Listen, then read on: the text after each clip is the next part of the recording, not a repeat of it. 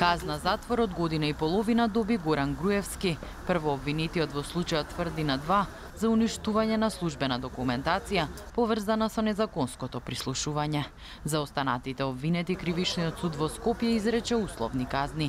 5 од обвинетите службенички во УБК добија по 1 година условна казна која нема да ја одлежат доколку не направат кривично дело во наредните 3 години.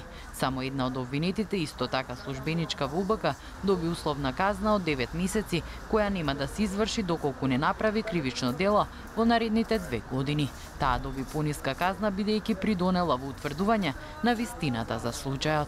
Денеска специјалното јавно обвинителство ја доби првата пресуда. Имено обвинетите во случајот Тврдина 2 беа осудени за кривичното дело кое што им се ставаше на товар, односно осудени дека уништувале службена документација и со тоа сториле кривично дело фалсификување службена исправа. Ваквата осуда на судот е во рамки на нашите очекувања. Ние неколку пати до сега повторивме дека имаме цврсти докази и тоа се потврди со одлуката на судот.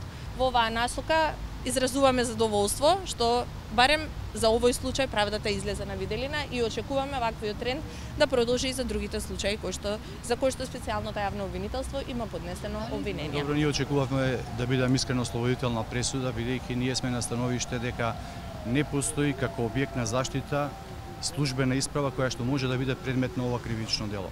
Очигледно со судот имаме различна диоптрија на гледање на работите и на начинот, односно на објектот на заштита кој што може да биде предмет на ова кривично дело, и од тие причини ние ќе поднесеме жалба на овие околности и на околностите околу надлежноста која што ја оспоривме во текот на завршните зборови.